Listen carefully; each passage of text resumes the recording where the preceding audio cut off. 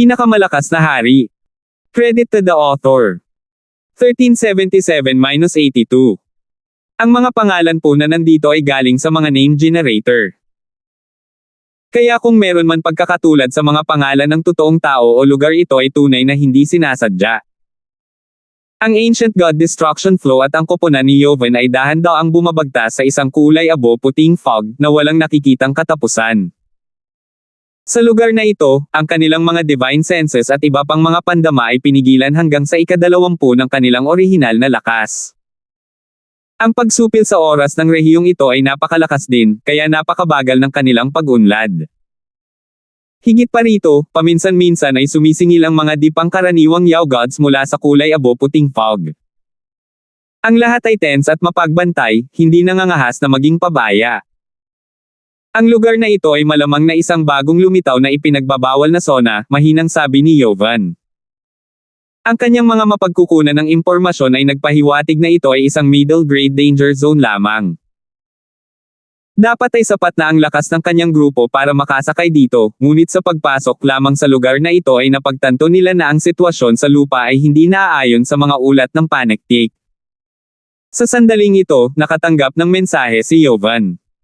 Saglit na lumiwanag ang kanyang mukha sa tuwa at pagkatapos ay mabilis na nanlamig muli. Nalaman na nila kung nasaan ang grupo ni Wu Heng. Tanong ng Ancient God Destruction Flow. Tama. Tumango si Jovan. Hindi tayo makakarating doon sa tamang oras. Ang daloy ng pagkasira ng sinaunang Diyos ay medyo nabalisa.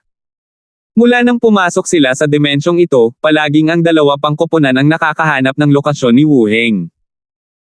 Nagkataon, sa tuwing matatagpuan ang kinaroroonan ni Wu Heng, ang koponan ng Ancient God Destruction Flow ay palaging napakalayo. At sa pagkakataong ito, hinahadlangan pa sila sa loob ng delikadong Forbidden Zone na ito. Sa loob ng Sensory Tower, ang maliit na pos ang magnanakaw ay nakayuko sa itim na pabilog na plato, dahan-daang iginagalaw ang mga paa nito sa ibabaw nito. Si Francis at ang iba pa ay nasa sarili nilang mga espesyal na dimensyon, naglilinang. Biglang, sa isang pagsabog ng puting spatial ripples, lumitaw si Francis. Natapos na niyang gamitin ang 9 Lotus Jade Life Flower para maabot ang peak ng rank 8. Marahil dahil sa space-time robe, si Francis ang unang matagumpay na umaban. Paano ito? Agad na humakbang si Francis upang suriin ang sitwasyon sa labas sa pamamagitan ng mga imaheng nilikha ng Nonagon. Sumuko na sila sa pagsira ng array. Siniyasat ni Francis ang grupo ni Ancient God JLC. Maliban sa sinaunang Diyos na si Ice Jade, ang tatlo pa ay nasa hiwalay. Biglang tumayo si Ancient God Ice Jade. Sa sandaling ito, tinapos ng lahat ng iba pang miyembro ng Ancient Soul Hall ang kanilang cultivation. Anong nangyayari? Nakita ito ni Francis na medyo kainahinala. Nalilitong sulyap din ang maliit na pos ang magnanakaw sa mapa. Pagkaraan ng ilang sandali, nagsimulang tumugtog ang sinaunang Diyos na si Ice Jade na may malalakas na alon ng divine power. Lumitaw ang isang makisig at matikas na kabataan na mahigit 1,000 talampakan ang taas, na nabalot ng mga batis ng ginto at pilak na liwanag. Tinitigan niya ang sensory tower na may walang malasakit na ngiti. Isang space projection. Lumamlam ang ekspresyon ni Francis. Ang katotohanan na lumitaw dito ang space projection ng kabataang ito ay patunay na siya rin ay nasa dimensyong ito. Nangangahulugan ito na may iba pang miyembro ang Ancient Soul Hall dito. Bukod dito, kung ang projection ng kabataang ito ay lumitaw sa panahong tulad nito, nangangahulugan ba iyon na mayroon siyang paraan upang masira ang hanay? Ngiyaw! Naging abnormal na malungkot ang ekspresyon ng munting pos ang magnanakaw. Isang sensory tower. Ang 132nd Secret Array ng Heaven's Legacy Secret Arts, ang Yuan Absorbing Skyhold Array. Sa sandaling lumitaw ang projection ni Jovan, tinawag niya ang pangalan ng istruktura at ang array na sumasakop dito. Ang rank 9 Array Master sa koponan ng Ancient God Ice Jade ay agad na ibinaba ang kanyang ulo. Mula sa mga salitang ito, makikita kung gaano kalawak ang pagitan nila ni Jovan. Kung naiintindihan mo ang lihim na sining ng Heaven's Legacy, madali mong masira ang lugar na ito. Sa ngayon, masasabi ko lang sa iyo ang mga kahinaan ng array na ito, walang pakialam na sabi ni Jovan. Ang sinaunang Diyos na si Marduk ay may kaunting pag-unawa sa mga lihim na sining ng Heaven's Legacy, agad na sinabi ng sinaunang Diyos na si Ice Jade. Ang rank 9 Ancient God Array Master ng Ancient Soul Hall ay medyo awkward na humakbang pasulong. Oh, mabuti yan.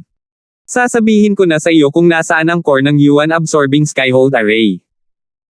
Napatingin si Yoven sa sinaunang Diyos na si Marduk at nagsimulang magsalita. Ang sinaunang Diyos na si Marduk ay same time na nakinig, at ang kanyang mga mata ay biglang nanlaki sa gulat. Naunawaan ni Yoven ang hanay na ito na parang siya mismo ang naglagay nito. Ito ay isang tulala at 40% lamang ang naiintindihan. Nang matapos ang pagpapaliwanag, ang sinaunang Diyos na si Marduk ay may hiya sa kanyang mukha. Ang sinaunang Diyos na si Ice Jade at ang iba ay bahagyang nagulat. Hindi mahalaga. Hatiin ang hanay, walang pakialam na sabi ni Yovan. Lahat, pumunta sa sinasabi ko sa iyo at magagawa nating mabilis na masira ang hanay. Sabi ng sinaunang Diyos na si Marduk, ang kanyang mukha ay puno ng kumpiyansa. Sa ilang sandali, ang 4 na miyembro ng Ancient Soul Hall ay pumwesto sa paligid ng Sensory Tower. Sa loob ng Sensory Tower. Hindi maganda. Sisirain nila ang array. Natural na naiintindihan ni Francis kung ano ang ginagawa ng mga miyembro ng Ancient Soul Hall. Malungkot niyang tinitigan ang space projection na iyon. Ang kabataan ay may walang hanggang hindi nababagabag na mukha na para bang ang tagumpay ay nasa kanyang kamay. Bilang karagdagan, ang mga miyembro ng Ancient Soul Hall ay nagsimula lamang na lumipat upang masira ang hanay pagkatapos na lumitaw ang projection ng mga kabataan. Ito ay patunay na ang kabataang ito ay naunawaan na kung paano ay ando ang array. Thuish. Ginamit ng 4 na miyembro ng Ancient Soul Hall ang kanilang pinakamalakas na pag-atake sa Yuan Absorbing Skyhold Array. Tumunog ang Yuan Absorbing Skyhold Array, mabilis na kumukurap ang mga salita sa ibabaw nito. Ngunit sa pagkakataong ito, hindi na-absorb ng array ang mga pag-ataking ito. Bees. Ang hindi mabilang na malatadpol na mga salita sa Yuan Absorbing Skyhold Array ay unti-unting nagsimulang gumalaw ng pabaliktad. Hindi maganda. Masisira na ang array. Naging seryoso ang mukha ni Francis. Kahit na hindi niya gaanong naiintindihan ang mga array, nakikita niya na ang mga miyembro ng Ancient Soul Hall ay naunawaan ang kahinaan ng array at malapit ng i-undo ito. Ngiyaw. Walang magawa ang munting pas ang magnanakaw. Sinasabi nito kay Francis na ang magagawa lang nito ay gumamit ng kaunting enerhiya upang ang array ay tumagal ng kaunti pa. Hindi nagtagal. Boom! Isang napakalaking pagsabog ang nagmula sa paligid ng Sensory Tower. Pagkaraan, ang hanay ng pilak na liwanag ay unti-unting naglaho. Tara na! Ang sinaunang Diyos na si Ice Jade, na tuwang-tuwa, ay pinamunuan ang kanyang grupo na maninangil sa Sensory Tower. Sandali! Sinaunang Diyos JLC, manatili ka rito, biglang sabi ni Yovan. Natigilan ang ekspresyon ng sinaunang Diyos na si JLC. Ngayong nasira ang array, maaari na nilang i-charge at makuha sina Wuheng at Francis. Ito ay isang perpektong pagkakataon upang mabawi ang kanyang mga nakaraang pagkakamali. Kaya bakit tinawag siya ni Yovan na huminto? Nakaramdam pa rin ba ng sama ng loob si Yovan sa kanyang mga nagawa noon?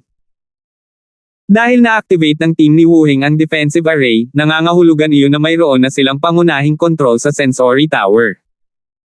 Dapat kang manatili sa labas upang matiyak na hindi sila makakatakas mula sa anumang iba pang pasukan, dagdag ni Yovan. So, iyon ang nangyari. Nakahinga ng maluwag ang sinaunang Diyos na si JLC. Kasabay nito, lalo siyang namangha sa pangunawang ipinakita ni Yovan patungo sa Sensory Tower. Brer Room. Sa sandaling ito, bumukas ang mga pangunahing gate, at lumipad ang pangkat ng sinaunang Diyos na si Ice Jade.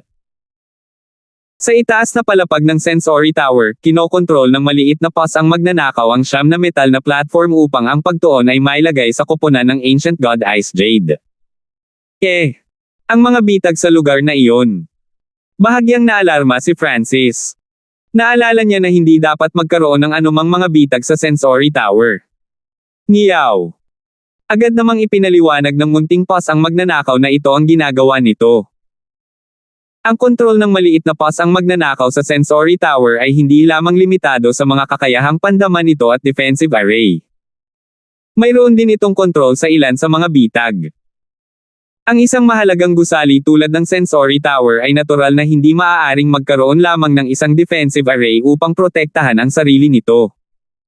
Marami rin itong mga layer ng depensa sa loob nito. Kung ganoon ang kaso, kakailanganin pa nila ng ilang oras upang makarating dito. Medyo gamaan ang loob ni Francis at naghanda na pumasok sa space-time robe para madagdagan muli ang kanyang lakas. Kaka-rating lang niya sa peak ng rank 8, at marami pa siyang puwang para pagbutihin ang kanyang space-time intent at soul intent. Ang pag-atake ng koponan ng Ancient God Ice Jade ay darating sa kalaunan, at bawat kaunting lakas na makukuha niya bago ito ay magpapalaki ng kanyang kakayahang lumaban ng ganoon kalaki. Ngunit nang papasok na si Francis sa space-time robe dimension, bigla niyang napagtanto na ang trio ng Ancient Soul Hall ay hindi nag-trigger ng bitag. Marahan nilang dinasarmahan ito bago sumulong sa unahan. Siguro ang taong iyon. Sumulyap muli si Francis sa projection ni Jovan sa labas ng sensory tower. Ito ay eksakto tulad ng hula ni Francis. Matagal nang nahulaan ni Jovan na ang sensory tower na ito ay puno ng mga bitag, kaya ang kanyang projection ay hindi pa umaalis. Sa pamamagitan ng mga paglalarawan ng sinaunang Diyos na si Marduk, sinabi niya sa kanila kung paano ay ando ang mga bitag, na nagpapahintulot sa trio ng Ancient Soul Hall na maayos na umunlad. Hindi ka panipaniwala. Ang sinaunang Diyos na si Marduk ay puno ng paghanga kay Jovan. Tila alam ni Jovan ang lahat. Kailangan lang niyang magbigay ng isang maliit na paglalarawan ng mga bitag sa lugar na ito para mabigyan siya ni Jovan ng paraan upang ma-disarm ang mga ito. Nakarating sila sa ikalawang palapag ng sensory tower. Talagang pambihira. Malambing na sabi ni Ancient God Ice Jade. Kung wala si Jovan, kahit na nasira nila ang defensive array sa kanilang sarili, mahihirapan silang maabot ang pinakamataas na palapag. Ang pinakamataas na palapag ng sensory tower. Walang oras. Nagdilim ang ekspresyon ni Francis. Ang pangkat ng Ancient Soul Hall ay masyadong mabilis na inaalis ng sandata ang mga bitag. Wala siyang oras na pumasok sa space-time robe para magtanim. Buzz. Bees. Sa sandaling ito, isang malakas na sinaunang bloodline na enerhiya ang lumitaw mula sa isang lugar malapit sa Francis, na naging dahilan upang manginig sa takot ang kanyang bloodline. Malapit nang makalusot si Wu Heng. Medyo masaya si Francis. Si Wu Heng ang pinakamalakas na miyembro sa kanilang panig. Kung makakagawa siya ng isang pambihirang tagumpay, magkakaroon sila ng mas malaking pagkakataon.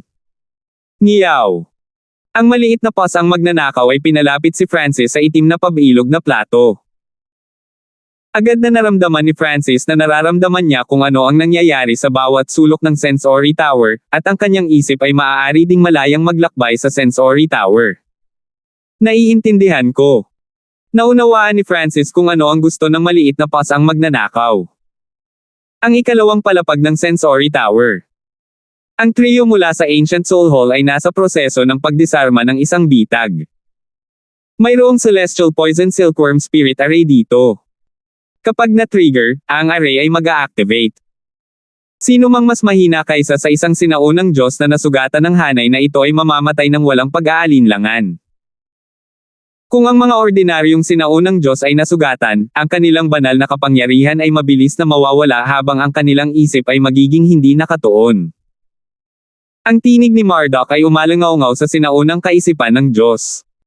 Pagkatapos ay ipinaliwanag ni Jovan ang paraan ng pag-alis ng sandata sa bitag. Agad na humakbang pasulong ang sinaunang Diyos na si Marduk, inabot ang kanyang kamay upang damhin ang pader habang naghahanda siyang mag-alis ng sandata sa hanay. Ngunit sa sandaling ito, isang mata ang lumitaw sa likod ng sinaunang Diyos na si Marduk. Ang mata na ito ay naka-embed sa hangin, kumikinang sa pilak na liwanag habang ang Tribulation Lightning Flame ay natipon sa loob nito. Mag-ingat ka. Agad na tumawag si Ancient God Ice Jade. Ngunit huli na. Kakrak. Agad na sumabog ang Tribulation Lightning Flame laban sa kaluluwa ng sinaunang Diyos na si Marduk. Natigilan, sumigaw ang sinaunang Diyos na si Marduk, at sa isang sandali ng pagkataranta, hindi sinasadyang humakbang siya pasulong. Thuish. Thuish. Thuish. Thuish. Ang hindi mabilang na maliliit na pulang sinag ng liwanag ay agad na lumitaw, at lahat ng mga ito ay nagsimulang mabilis na umikot habang naglalabas ng hindi maipaliwanag na lamig. 1378. Ang hindi mabilang na maliliit na pulang sinag ng liwanag ay agad na lumitaw, at lahat ng mga ito ay nagsimulang mabilis na umikot habang naglalabas ng hindi maipaliwanag na lamig. Ang isa sa mga braso ng sinaunang Diyos na si Marduk ay nasugatan ng ilan sa mga pulang sinag ng liwanag na ito. Ay hindi. Ang sinaunang Diyos na si Marduk ay bumalik na sa kanyang katinoan sa ngayon, at agad siyang umatras. Nararamdaman niya ang isang laso na mabilis na dumadaloy sa kanyang katawan, nakakainip sa kanyang utak at kaluluwa.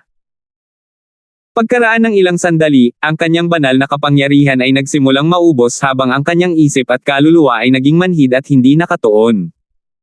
Sinaunang Diyos Marduk, ano ang iyong kalagayan? Agad na lumipad ang sinaunang Diyos na si Ice Jade at ang isa pang sinaunang Diyos. Kung may nangyari sa sinaunang Diyos na si Marduk, mas magiging mahirap para sa kanila na makarating sa pinakamataas na palapag ng Sensory Tower. Hindi ito nakamamatay. Ang sinaunang Diyos na si Marduk ay umupo sa lupa at agad na nagsimulang magpalipat-lipat ng banal na kapangyarihan upang sugpuin ang lason. Ang Celestial Poison Silkworm Spirit Array ay nakamamatay lamang sa mga mas mababa sa antas ng sinaunang Diyos. Ang banta nito sa mga sinaunang Diyos ay medyo nabawasan, ngunit ang kanilang banal na kapangyarihan ay patuloy na mauubos, at hindi nila kayang itoon ang kanilang isip. Ito ang bato ng pinagmulan ng Diyos. Mabilis nitong mabawi ang divine power. Kung kailangan mong gumamit ng divine power, maaari mong gamitin ang batong ito. Ang sinaunang Diyos na si Ice Jade ay naglabas ng 2 piraso ng kumikinang na malajade na bato. Bukod sa paghahanap kay Wuhing at sa Ancient God Seal, nakalap din sila ng maraming mahalagang mapagkukunan. Ang God Origin Stones na ito ay bahagi ng kanilang ani. Manam. Kinuha ng sinaunang Diyos na si Marduk ang God Origin Stones. Ang lahi ng sinaunang kaluluwa ay isang lahi na dalubhasa sa soul daw, kaya medyo mas malakas ang kanilang panlaban sa mga lason na nakakaapekto sa kaluluwa. Gamit ang God Origin Stones, maaari niyang mabawi ang banal na kapangyarihan sa anumang mahahalagang sandali, palayain siya mula sa kanyang problema. Damn! Ang space transference ay ng brat na iyon ay maaaring tumago sa napakaraming palapag. Sa dimensyong ito, napigilan ang Divine Sense, at ang mga gusaling ito ng mataas na antas ng Heaven's Legacy Race ay maaari ding pigilan ang Divine Sense. Sa lohikal na pagsasalita, nang walang marka ng kaluluwa o kakayahang mag-spread ng Divine Sense sa isang partikular na lugar, hindi posibleng magpakita ng space transference ay. Sila ang may control sa Sensory Tower, kaya hindi katakataka na magagawa nila ito. Dapat kang maging maingat at bantayan ang iyong paligid. Kapag nakakita ka ng space transference ay, agad na gumamit ng soul attack, umalangaw-ngaw sa kanilang isipan ang boses ni Yovan. Hindi siya makakakuha ng pangalawang pagkakataon. Malamig na sabi ng Ancient God Ice Jade. Bilang miyembro ng lahi ng sinaunang kaluluwa, siya ay sobrang sensitibo sa enerhiya ng kaluluwa at isa ring master ng mga pag-atake ng kaluluwa. Tiwala ang Ancient God Ice Jade na, kung gagamitin muli ni Francis ang kanyang space transference ay, ito na ang huling beses na ginamit niya ito. Magpatuloy sa pagsulong. Bagamat na-activate na ang array, hindi mahirap i-disarm ito, muling nagsalita si Yovan. Ang 3 miyembro ng Ancient Soul Hall ay medyo nagulat. Muli nilang naramdaman na si Yovan ay hindi maarak at misteryoso. Sa itaas na palapag, napagmamasdan ni Francis at ng maliit na paws ang magnanakaw ang bawat galaw ng koponan ng Ancient God Ice Jade sa pamamagitan ng Nonagon of Light. Nagsimula na naman silang magdisarma ng mga bitag. Nagdilim ang ekspresyon ni Francis. Mayroon siyang ilang awtoridad sa Sensory Tower, kaya magagamit niya ang kanyang space transference ay para i-activate ang mga traps at array, ngunit kahit ang mga pagkilos na ito ay walang masyadong epekto. Maaari lamang silang bumili ng kaunting oras. Bagamat na-activate ang mga arrays at traps, nagkaroon ng paraan ang Ancient Soul Hall para desarmahan sila. Pagkaraan ng ilang oras, dinasarmahan ng koponan ng Ancient Soul Hall ang Celestial Poison Silkworm Spirit Array at nakipagsapalaran ng mas malalim. Hindi nagtagal bago sila nakarating sa ikatlong palapag. Tiyak na mag-iingat sila. Ang pangalawang pagtatangka ay hindi magtatagumpay ng ganoon kadali. Si Francis ay hindi basta-basta kumilos. Ang mga pagkakataong magtagumpay ay napakaliit, at kailangan din niyang harapin ang galit na pag-atake mula sa trio ng Ancient Soul Hall. Sa antas ng sinaunang Diyos, may kakayahan ang isa na atakehin ang space transference at sirain ang kaluluwa ni Francis. Gayunpaman, kung hindi susubukan ni Francis na pigilan sila, ang tatlo ay mabilis na makakarating sa ika-6 na palapag, ang pinakamataas na palapag. Gaya ng inaasahan, ang trio ng Ancient Soul Hall ay mabilis na nakapasok sa ikatlong palapag at pumasok sa ika-4 na palapag. Buzz! Bees! Sa sandaling ito, agad na naramdaman ni Francis ang isang malakas na enerhiya ng bloodline na dumaloy sa lugar. Ilang sandali pa, lumabas si Wuheng, ang kanyang enerhiya ay unti-unting bumabalik sa kanyang katawan. Nakalusot ka! Bahagyang ngumiti si Francis. Tanging si Wuheng lamang ang may kakayahang makipaglaban sa kalahating hakbang na Panginoong Diyos, at ngayon, maayos na naabot ni Wuheng ang tuktok ng rank 9, na nagpapahintulot sa kanya na humakbang muli sa lakas. Ano ang sitwasyon? Tanong ni Wuheng habang lumingon sa Nonagon, kung saan agad siyang namutla. Nakikita niya ang lahat sa Nonagon. Ang pangkat ng Ancient Soul Hall ay malapit nang makarating sa pinakamataas na palapag.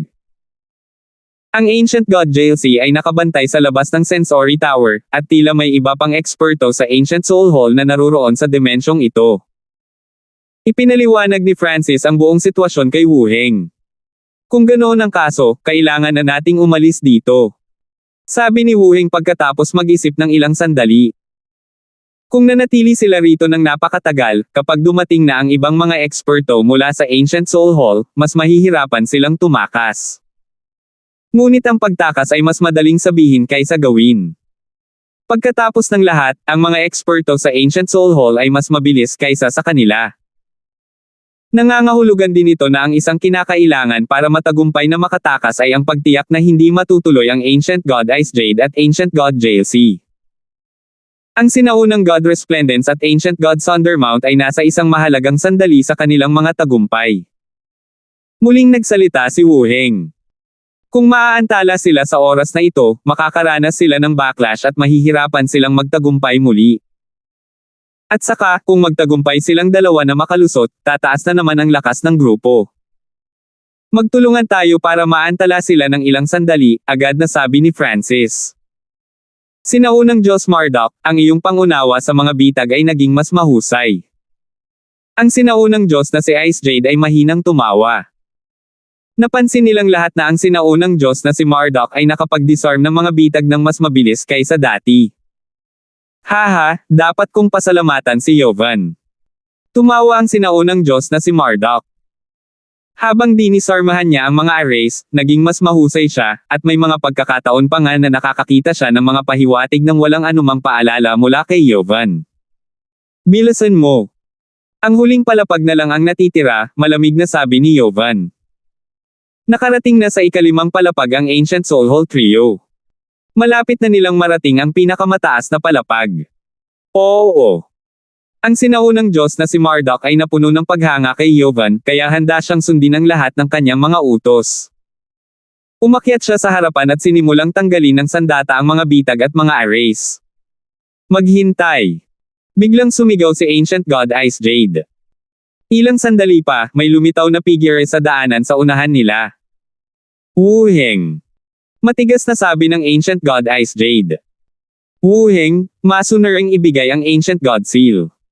Tinitigan ng sinaunang Diyos na si Marduk si Wuheng at sinabi. Patuloy kang mangarap. Malamig na sagot ni Wuheng. Thuish. Itinaas niya ang kanyang kanang kamay, nagpalipat-lipat ng walang hangganang banal na kapangyarihan, at naglabas ng ilang bolts ng masasamang enerhiya mula sa kanyang mga daliri. Ilang bolts ng nakasisilaw na puting liwanag, na pinagkalooban ng mabigat na pisikal na kapangyarihan, ang bumaril pasulong. Kung gayon, hintayin mo lang ang iyong kamatayan. Nanlamig ang mukha ng sinaunang Diyos na si Ice Jade habang ang nyebe at yelo sa paligid niya ay agad na lumipad pasulong. Ang nyebe at yelong ito ay nagyelo sa lahat ng enerhiya at buhay sa kanilang landas. Boom! Bang! Ngunit sa pagbangga nila sa bolts ng lakas ng daliri ni Wu Heng, isang bahagi ng ulap ng yelo at nyebe ang nabasag. Manem! Lalong lumakas ang batang ito. Nagulat si Ancient God Ice Jade. Sa kanilang dalawang casual na pag-atake, si Wu Heng ang may mataas na kamay. Kahit na ang Ancient God Ice Jade ay mas sanay sa pag-atake ng Soul Dao, ang kanyang divine power ay nasa antas pa rin ng kalahating hakbang na God Lord. Sa madaling salita, ang lakas ni Wu Heng ay umabot na rin sa antas ng kalahating hakbang na Panginoong Diyos. Upang magkaroon ng ganitong antas ng lakas pagkatapos lamang na makapasok sa pinakamataas na rank 9, talagang tinupad ni Wu Heng ang kanyang reputasyon. Itinuo ni Ancient God Ice Jade ang kanyang mga mata, at mas malamig na intent energy ang Dom Alloy sa kanyang katawan. Ito ay sa wakas ay sapat na para mag-freeze at basagin ang bolts ng lakas ng daliri ni Wu Heng. Sa sandaling ito, lumitaw ang isang panaginip na pilak na mata sa itaas ng trio ng Ancient Soul Hall. Water Lightning Illusion Domain. Ang mga arko ng kuryente ay lumabas sa pilak na mata.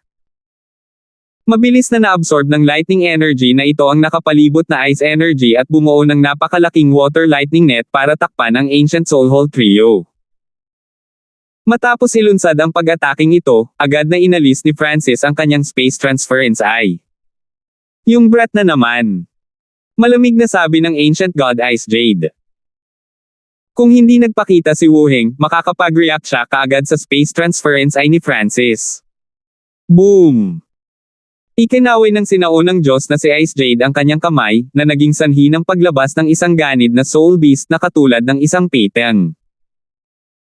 Ang Shark Soul Beast ay nagpakawala ng malakas na ice water intent na lumikha ng snowstorm na sumalakay sa water lightning net. Matapos magpumiglas ng ilang saglit, nabasag ang lambat ng kidlat ng tubig. Wala kang sapat na lakas para gawin ang anumang bagay sa amin. Malamig na sigaw ng pinakamataas na rank 8 Ancient God. Hindi pinansin ni Wu Heng ang kanyang mga salita, patuloy na nakatayong hindi gumagalaw sa daanan. Sandali lang. Pinipigilan nila kaming disarmahan ang mga array. Agad na sinabi ng sinaunang Diyos na si Marduk. Focus on disarming. Ipaubaya sa amin ang iba. Malamig na sabi ng Ancient God Ice Jade. Hanggat matagumpay nilang maabot ang pinakamataas na palapag, ang lahat ay matatapos. Ngunit nang ang sinaunang Diyos na si Marduk ay handa ng humakbang pasulong, ipinalibot ni Wu Heng ang kanyang kapangyarihan sa linya ng dugo at nagpaputok ng ilang kakila-kilabot na lakas ng daliri. Frozen Ice Mountain. Iniabot ng sinaunang Diyos na si Ice Jade ang kanyang mga kamay at nagpakawala ng malamig na snowstorm. Ang napakalamig na snow na ito ay lumitaw sa harap ng sinaunang Diyos na si Marduk at namuo at naging napakalaking bundok ng yelo. Boom! Bang! Bumagsak! Ang mga finger bolts ni Wu Heng ay bumagsak sa bundok at nagsimulang itulak ang mga ito. Nagulat si Ancient God Ice Jade. Sa paggamit ni Wu Heng ng kanyang bloodline energy, natatalo siya sa isang labanan ng mga pisikal na kakayahan. I freeze. Ang sinaunang Diyos na si Ice Jade ay tumawag, agad na pinalakas ang lakas ng nakakapanghinayang enerhiya upang ma-freeze niya ang mga pag-atake ni Wu Heng sa loob ng kanyang Ice Mountain. Ang lakas ng batang ito. Naging malungkot ang tingin ni Ancient God Ice Jade. Kung si Wu Heng ay tunay na bibigyan ng oras para mag-mature, siya ay magiging isang malaking problema para sa Ancient Soul Hall. Sa kabilang panig, ang kanyang Soul Beast at ang pinakamataas na rank 8 Ancient God ay nakatutok ang lahat sa pagbabantay laban sa mga palihim na pag-atake ni Francis. Ginamit ng sinaunang Diyos na si Marduk ang pagkakataong ito para mabilis na i-disarm ang mga bitag. Malapit na. Mitiyagang maghintay para sa iyong pagkamatay. Ang sinaunang Diyos na si Marduk ay nanunuya. Nadisarmahan niya ang higit sa kalahati ng mga bitag sa ikalimang palapag. Malapit na silang makapasok sa ika-6 na palapag. Hanggat makakarating sila sa ika-6 na palapag at hawakan si Francis at ang iba pa para hindi sila makatakas, matulin na makakatulong ang sinaunang Diyos na si JLC. Pagdating ng oras, dalawang half-step Godlords na nagtutulungan ang tatapusin sina Francis at Wu Heng. Wu Heng, ang iyong giant god race ay hindi na magkakaroon ng pagkakataong bumangon muli. Ang sinaunang Diyos na si Ice Jade ay nanunuya. Bagamat si Wu Heng ay nagtataglay ng napakalaking potensyal, hanggat maaari nilang sakalin ang banta na ito sa duyan, ang giant god race ay walang pag-asa. Tumigil na lahat ang mga bitag. Ang sinaunang Diyos na si Marduk ay biglang tumawag sa alarma. Makalipas ang ilang sandali. Boom! Boom! Dalawang malakas na ripples ng bloodline energy ang sumabog mula sa itaas na palapag ng Sensory Tower, na naging sanhi ng panginginig ng dugo sa lahat ng tatlong miyembro ng Ancient Soul Race. Ang enerhiya na ito, hindi maganda. Napangiti si Ancient God Ice Jade. Ang dalawang energies na ito ay parehong puno ng bloodline energy ng Giant God Race, at ang isa sa kanila ay umabot na sa rank 9. Ang enerhiya na ito, hindi maganda. Napangiti si Ancient God Ice Jade. Ang dalawang energies na ito ay parehong puno ng bloodline energy ng Giant God Race, at ang isa sa kanila ay umabot na sa rank 9. Batay sa kanyang nalalaman, si Wu Heng lamang ang isang rank 9 Ancient God sa pangkat na ipinadala ng Giant God Race sa lugar na ito, ngunit ngayon, may isa pa. Sa sandaling ito, sumulong si Wu Heng, ang kanyang katawan ay puno ng napakalaking bloodline at pisikal na kapangyarihan. Ngayon na ang lahat ng mga bitag ay tumigil sa paggana, si Wu Heng ay walang mga hadlang. Swoosh! Swoosh!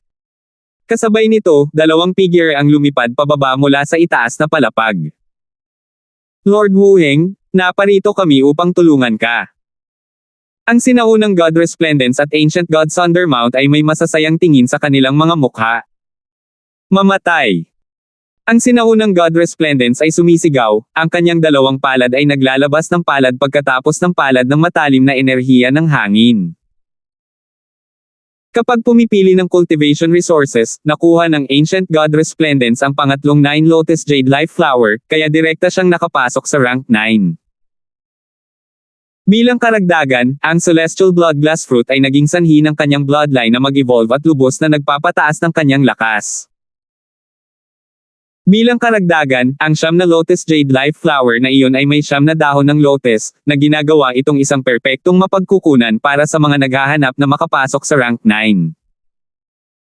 Hindi lamang nasira ang Ancient God Resplendence, nakapagtatag siya ng napakatibay na pundasyon. Tulad ng para sa Ancient God Thundermount, maayos siyang nakapasok sa tuktok ng rank 8 at nagkaroon ng napakalaking pagkakataon na makapasok sa rank 9 sa hinaharap. Paano ito nangyari? Sila. Ang sinaunang Diyos na si Marduk at ang pinakamataas na rank 8 Ancient God ay parehong naalarma.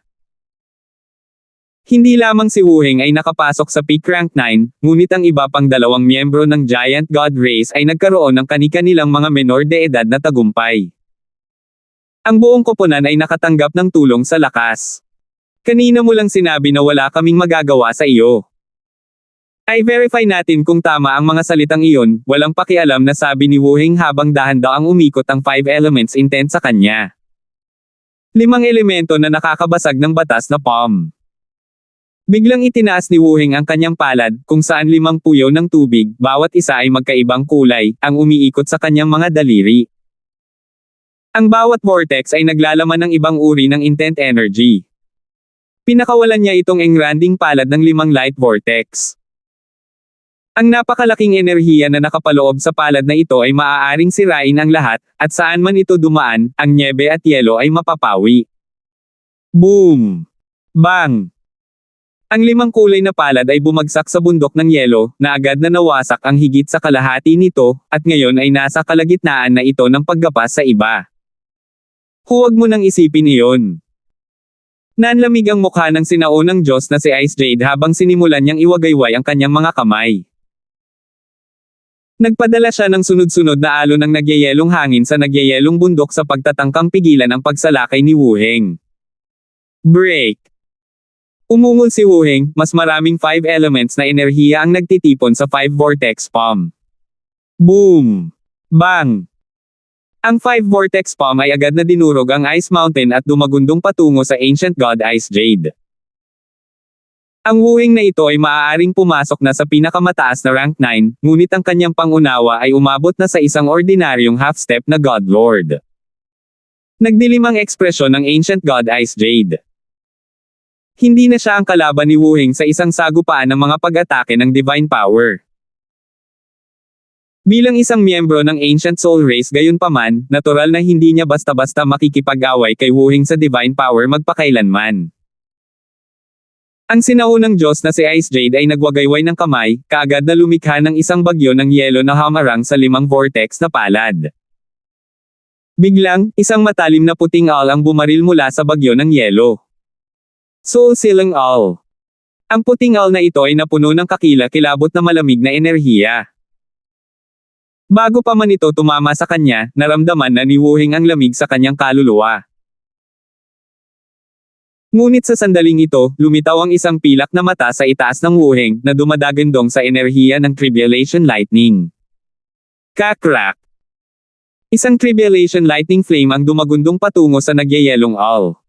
Damn! Yung brat na yon. Naging malamig ang tingin ni Ancient God Ice Jade sa galit. Kung sasabak siya sa isang long distance na labanan laban kay Wuheng gamit ang soul attacks, mas malaki ang tsansa niyang manalo. Ngunit sa koponan ni Wuheng ay si Francis, na bihasa sa soul daw. Noon, natalo ang Ancient God JLC sa pinagsamang pag-atake ni Wuheng at Francis. Nauna nang sinabi ng sinaunang Diyos na si JLC na ang mga diskarte sa bloodline ni Francis ay lubhang kakaiba at kailangan niyang mag-ingat sa paligid nila. Pumalakpak. Nauna si Wuheng. Ang pag-atake ng kaluluwa ng sinaunang Diyos na si Ice Jade ay lubhang pinahina ng Tribulation Lightning Eye Flame ni Francis, kaya nagawang baliwalain ito ni Wuheng. Boom! Si Wuheng ay muling nag-condense ng 5 vortices sa kanyang palad at pinakawalan ang kanyang pag-atake. Hindi ako direktang makipag-away sa kanya. Agad na nagsimulang umatras ang sinaunang Diyos na si Ice Jade. Si Wuheng ay isang miyembro ng Giant God Race, kaya ang mga kahihinatnan ng malapit na pakikipaglaban sa kanya ay napakasamang isipin. Nilalakad ng hangin ang 9 na langit. Umihip ang hangin sa paligid ng katawan ni Wuheng, at agad siyang nagsimulang humakbang sa hangin na parang solidong lupa, puno ng magandang enerhiya. Sa mga tuntunin ng bilis, hindi pa rin siya maihahambing sa isang half-step na God Lord, ngunit sa mga tuntunin ng mga diskarte sa paggalaw, walang sinumang naruroon ang maihahambing kay Wuheng. Sa kabilang dulo, nagsimulang makipaglaban ang Ancient God Thundermount at Ancient God Resplendence kasama ang 2 pang miyembro ng Ancient Soul Hall. Bagamat katatapos lamang nilang masira, ang kanilang mga pundasyon ay napakatatag. Sila ay mas malakas kaysa sa karaniwan, na nagpapahintulot sa kanila na harapin ang kanilang mga kalaban. Matanda. Biglang napagtanto ng sinaunang Diyos na si Marduk na ang sinaunang Diyos na si Ice Jade ay nahuhulog sa harap ni Wuheng at tumawag sa alarma habang sumusunod siya. Damn! Masyadong malalim ang mga diskarte sa paggalaw ng lalaking ito. Napangiti si Ancient God Ice Jade. Ang lugar na ito ay masyadong makitid at ang pamamaraan ng paggalaw ni Wuheng ay masyadong malalim, na ginagawang imposible para sa kanya na lumikha ng malayong distansya. Bukod dito, si Francis ay nagtatago pa rin sa mga anino, kaya kung gagamit siya ng soul attack, kikilo si Francis para harangan ito. Umalis tayo sa lugar na ito. Nag-message agad si Ancient God Ice Jade sa iba. Okay. Ang sinaunang Diyos na si Marduk at ang pinakamataas na rank 8 na sinaunang Diyos ay tumango. Ang makitid na hangganan ng lugar na ito ay tunay na naghihigpit sa kapangyarihan ng lahi ng sinaunang kaluluwa. Ang Sensory Tower ay nasa ilalim din ng kontrol ng Giant God Race. Palagi silang hindi mapalagay habang nakikipaglaban sa teritoryo ng kanilang kalaban.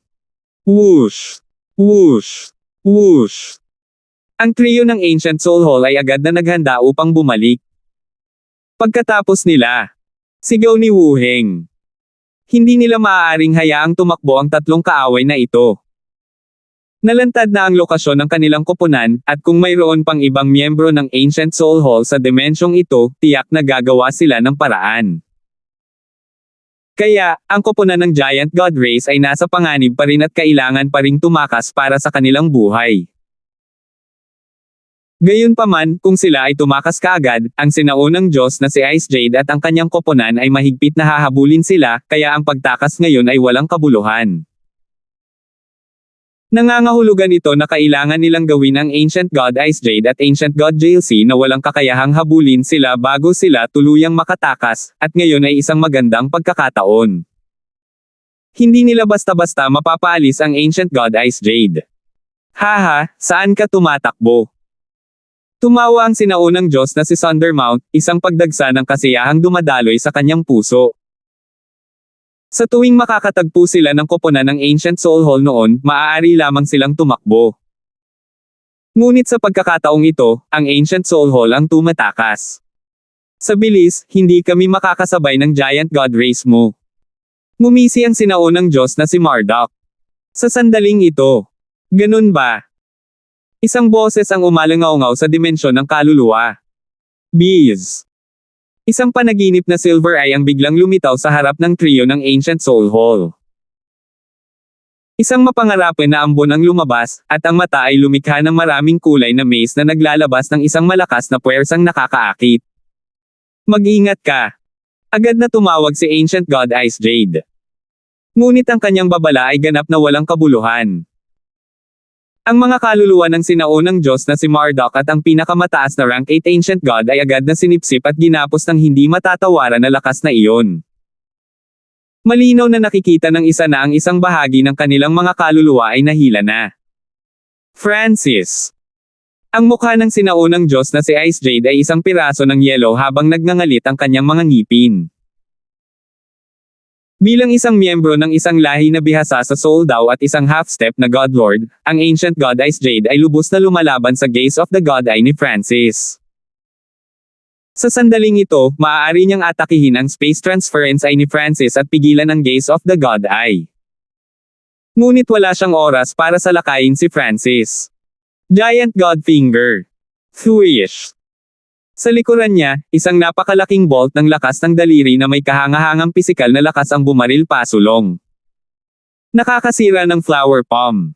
Heavy Earth God Feast. Ang Ancient God Resplendence at Ancient God Thundermount ay parehong naglunsad ng malalakas na pag-atake sa Ancient God Ice Jade. Damn, ang mga taong ito. Ang sinaunang Diyos na si Ice Jade ay lumitaw na bahagyang nataranta. Sina Francis at Wuheng ay may perpektong pagtutulungan. Malinaw na napag-usapan na nila ang kanilang diskarte. Ang gaze of the God Eye ni Francis ay epektibo lamang laban sa rank 9 at mas mababa, ngunit wala itong epekto sa Ancient God Ice Jade. Samantala, maaaring salakayin ng koponan ni Wuheng ang Ancient God Ice Jade nang hindi nababahala ang dalawa pa. Kung magpapatuloy ito, ang gaze of the God Eye ay hindi maaantala, kaya ang tatlong miyembro ng Giant God Race ay magkakaroon ng ganap na kalamangan habang nakikipaglaban sa Ancient God Ice Jade. Boom! Ang tatlong pag-atake ng Giant God Race ay sabay-sabay na dumaong sa Ancient God Ice Jade. Ang sinaunang Diyos na si Ice Jade ay nasaroon na pagdating sa Divine Power sa isang duel kasama si Wuheng, lalo pa sa tatlong miyembro ng Giant God Race. Paglipat ng sinaunang katawan ng kaluluwa. Nang malapit ng dumaong ang mga pag-atake, ginamit ng Ancient God Ice Jade ang kanyang secret bloodline art. Ilang sandali pa, ang kanyang katawan ay naging itim at translucent, na para bang ito ay ganap na na-convert sa isang kaluluwang katawan. Kahit na ang mga pag-atake na ito ay maaari ring makaapekto sa kaluluwa, dahil sila ay mga pag-atake pa rin ng banal na kapangyarihan, hindi sila makagagawa ng maraming pinsala sa kaluluwa. Bilang karagdagan, ang mga kaluluwa ng sinaunang soul race ay napakatigas na. Kapag ginagamit ang lihim na sining na ito, maaari nilang harangan ang mga nakamamatay na pag-atake mula sa mga eksperto isang menor de edad na antas na mas mataas sa kanila. Brerum. Ang mga pag-atake ng trio ay dumaan mismo sa Ancient God Ice Jade. Gamit ang pagkakataong ito, iwinagayway ni Ancient God Ice Jade ang kanyang kamay, nagpadala ng isang itim na piteng na natatakpan ng snowstorm na umaakyat. Pagkaraan ng ilang sandali, ang soul intent ni Francis at ang kanyang God's spiritual eye ay nagkaroon ng matinding epekto, at ang kanyang eye bloodline technique ay naantala. Tara na! Ang sinaunang Diyos na si Ice Jade ay bahagyang namutla habang siya ay tumawag. Ang lihim na sining kung paano ay pinawalang bisa ang karamihan sa pinsala, ngunit mayroon pa ring ilang pinsalang natamo sa kanyang kaluluwa. Pagkatapos nila, agad na humabol ang tatlong miyembro ng Giant God Race. Ang hangin ay napuno ng mga palad at mga daliri, lahat sila ay bumaril patungo sa trio ng Ancient Soul Hall. Paminsan-minsan ay ginagamit ni Francis ang kanyang space transference ay para gumamit ng nakakasakit na eye bloodline technique o illusion arts. Ang kanilang target ay ang Ancient God Ice Jade, ngunit dahil isa lang itong target, madali din para sa iba na mahuli sa mga pag-atake. Ang dalawang sinaunang Diyos sa tabi ng sinaunang Diyos na si Ice Jade ay nahuli sa crossfire. Hindi. Ang pinakamataas na rank 8 Ancient God ay napatay ng mga ripples mula sa mga pag-atake ng Giant God Race. Swoosh! Swoosh! Ang sinaunang Diyos na si Ice Jade at sinaunang Diyos na si Marduk ay nakatakas mula sa Sensory Tower, na mas masahol pa sa pagsusuot. Ang sinaunang Diyos na si Ice Jade ay mapatla, ang kanyang kaluluwang katawan ay nagtamo ng malalaking sugat. Ang sinaunang Diyos na si Marduk ay natatakpan din ng mga sugat at nawalan pa ng braso. Ancient God Ice Jade, ano ang nangyayari? Agad na sumugod ang sinaunang Diyos na si JLC. Siya ay tila nag-aalala sa ibabaw, ngunit siya sa loob ay nanunuya. Nang mabaygo ang sinaunang Diyos na si JLC, hindi siya pinapansin ng sinaunang Diyos na si Ice Jade, ngunit ngayon. Relax, sa ating dalawa, hindi sila maglalakas loob na lumabas, ni hindi sila makakatakas. Bahagyang ngumiti ang sinaunang Diyos na si JLC. Ang koponan na pinamunuan niya ay natalo din sa grupo ni Wuheng, kaya ang koponan ng Ancient God na si Ice Jade ay lubos na inaasahan para sa kanya na matalo din. Ngunit kung silang dalawa ay nagtutulungan, ang sitwasyon ay ganap na naiiba. Boom! Ngunit bago pa man matapos magsalita ang Ancient God JLC, ilang makapangyarihang aura ang lumabas mula sa entrance ng Sensory Tower. Pagkatapos, ang tatlong miyembro ng Giant God Race ay sumisingil. 1380.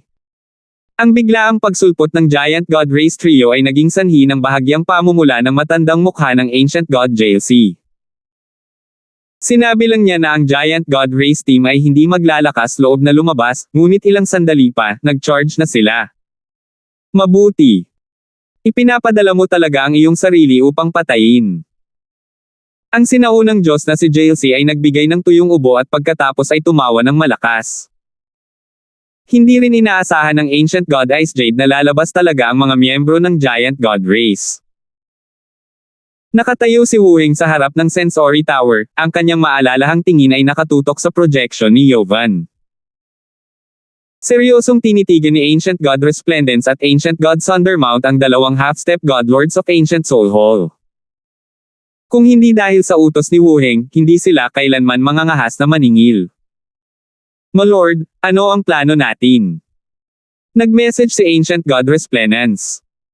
Ang kabilang panig ay may dalawang half-step na Godlords.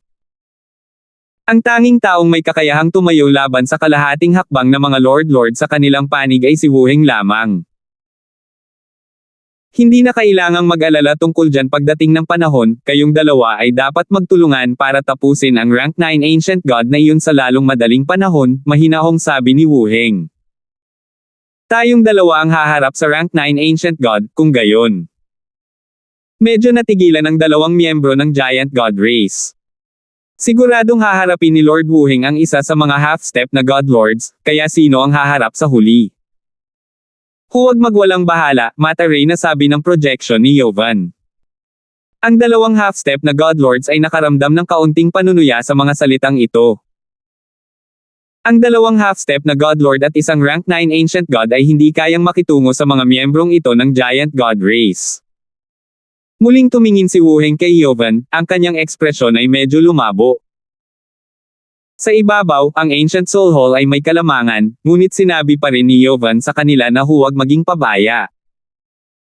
Bilang karagdagan, ang dalawang half-step na Godlords ay hindi sumagot. Makikita mula rito na ang taong ito ay may abnormal na katayuan. Dahil mayroon kang mga ideya sa pagpapakamatay, ipapadala kita sa iyong paglalakbay. Mabangis na tumawa ang sinaunang Diyos na si JLC habang lumilipad pasulong, ang kanyang mabigat na presyon ng kaluluwa ay agad na kumawala sa ibabaw ng lupa. Pumunta ka. Tumawag si Wuheng. Boom! Sa isang flash ng puting liwanag, tatlong higanti ang lumitaw sa ibabaw ng lupa. Ang bloodline energy ni Wuheng ang pinakamalakas, at agad nitong pinaalis ang pressure mula sa kaluluwa ng Ancient God JLC. Thuish! Inilabas ni Wuheng ang isang daliri, na ikinalat ang projection ni Yovan. Sinaunang Diyos na si Ice Jade, makipagtulungan sa akin na patayin muna siya. Agad na tinawag ng sinaunang Diyos na si JLC ang pinakamataas na rank 9 Wuheng na maaaring makipaglaban sa kanya. Si Wuheng ay nasa tuktok ng rank 9, at ang kanyang lakas ay hindi maaaring maliitin. Higit pa riyan, ang sinaunang Diyos na si JLC ay hindi pa ganap na gumaling mula sa kanyang mga pinsala. Kaya, mag-isa, mahihirapan siyang harapin si Wuheng. Sinaunang Diyos JLC, magkaroon tayo ng isa pang labanan. Si Wuheng ay humakbang pasulong habang siya ay sumisigaw. Thuish! Agad na sinugod ni Ancient God Ice Jade si Wuheng. Ang Ancient God Seal sa kanyang kamay ang kanilang numero 1 target. Ancient God Ice Jade, ang kalaban mo ay ako. Isang boses ng kaluluwa ang biglang umalangaw-ngaw sa buong mundo. Pagkaraan ng ilang sandali, lumitaw ang isang panaginip na pilak na mata sa hangin. Agad na natigilan ang sinaunang Diyos na si Ice Jade, at pagkatapos ay tumalikod siya at tumawa. Ang pinakamataas na rank 8 Ancient God ay talagang hinamon ng isang half-step na God Lord. Hindi narinig ang ganoong bagay. Kahit si Wuheng ay hindi nakagawa ng ganoong gawain. Ayos lang din. Ako na muna ang bahala sa'yo. Unti-unting nanlamig ang mukha ni Ancient God Ice Jade. Ano? Gagawin ni Francis ang isang kalahating hakbang na Diyos na Panginoon. Ang sinaunang God Resplendence at Ancient God Sundermount ay parehong tinamaan ng hindi paniniwala. Gayunpaman, sa katotohanan, sa loob ng Sensory Tower, ang Ancient God Ice Jade ay nagtamo ng medyo mabigat na sugat, at mas kakaunting lakas ang magagamit niya ngayon kaysa sa Ancient God JLC. Ito ang dahilan kung bakit naglakas loob si Francis na hamanin siya. Pumunta ka. Ikinaway ng sinaunang Diyos na si Ice Jade ang kanyang kamay, nagpadala ng isang itim na painting na nilamon ng bagyo ng nyebe na sumugod sa Eye of Heaven sa kalangitan. Nakakakilig na nova. Ang Eye of Heaven ay nagtipon ng magulong enerhiya sa isang napakalaking bola. Boom! Bang! Nagsagupaan ang dalawa, at ang itim na painting ay galit na umungal habang ito ay naglalabas ng sunod-sunod na alon ng enerhiya upang labanan ang pinsala ng earth-shaking nova. Kasabay nito, lumitaw ang isang ripple ng eye intent sa malapit. Ilang sandali pa, isang itim na draconic flame ang tumalsik. Lahing sinaunang kaluluwa. Lahi ng higanteng Diyos. Ang Black Destruction Serpent Dragon ay tumawa habang ang itim na apoy nito ay lumaki at lumaki, sa kalaunan ay naging isang itim na araw na nagpadala ng mapangwasak na apoy sa buong mundo. Habang humihina ang apoy, dahan-dahang lumitaw ang isang itim na dragon na 5 hanggang 6,000 talampakan ang haba. Itong enerhiya. Napakalakas ng bloodline. Mas malakas pa sa Giant God Race. Nakuha ng lahat ang kanilang atensyon sa Black Destruction Serpent Dragon. Black Destruction Serpent Dragon. Destruction Dragon Race. Natigilan si Wuheng. Natural na nakilala niya ang itim na Serpent Dragon na ito bilang isa mula sa Divine Illusion Dimension. Hindi lang niya inaasahan na pinaamo ni Francis ang itim na Serpent Dragon. Bilang karagdagan, ang bloodline ng Black Destruction Serpent Dragon ay naging mas makapal, at ang katawan ng Serpent Dragon nito ay naging katawan ng isang tunay na dragon. Destruction Dragon Race. Gulat na sigaw din ng iba. Ang Destruction Dragon Race ay nasa ika-9 na ranggo sa 10,000 Ancient Races at isa sa mga pinaka-nakakatakot na karera pagdating sa pakikipaglaban sa kapangyarihan. Kung hindi dahil sa katotohanan na ang Black Destruction Serpent Dragon na ito ay isa lamang rank 8 Ancient God, ang mga miyembro ng Ancient Soul Hall ay nawalan na ng gana na lumaban. Destruction Dragon Breath. Ang Black Destruction Serpent Dragon ay agad na nagsimulang tumalsik ng itim at pulang apoy. Ang Black Destruction Serpent Dragon ay umabot na sa rank 8 ilang oras na ang nakakaraan, at pagkatapos maabot ang level na ito, binigyan ito ni Francis ng maraming mapagkukunan. Isang hakbang na lang ang layo ng Black Destruction Serpent Dragon mula sa tuktok ng rank 8. Boom! Isang napakalaking itim at pulang bola ng apoy, isang miniature na araw ang nagpaliyab sa buong mundo. Bagamat ito ay rank 8 lamang, ang bloodline ng Black Destruction Serpent Dragon ay naging napakalakas ng mga pag-atake nito. Water Lightning Illusion Prison. Ang Eye of Heaven ay naglabas ng Binding Type Illusion ay bloodline technique. Isang berdeng asul na water lightning na enerhiya ang agad na bumalot sa Ancient God Ice Jade, ang kapangyarihan ng ilusyon na tumago sa kanyang katawan. 10,000 li ng yelo. Ang sinaunang Diyos na si Ice Jade ay malamig na sumangot, at ang lamig ng buto ay nagsimulang dahan-daang kumain sa bola ng apoy. Pagkalipas ng ilang sandali, ang Eye Bloodline Technique ni Francis at ang Black Destruction Serpent Dragon's Destruction Dragon Breath ay parehong madaling nabawi. Tunay na pambihira ang half-step God Lords. Si Francis ay labis na nabalisa. Ang pakikipaglaban sa isang kalahating hakbang na Diyos na Panginoon ay talagang masyadong nakakatakot. At ito ay noong ang sinaunang Diyos na si Ice Jade ay nasugatan ng husto at wala sa peak condition. Thuish.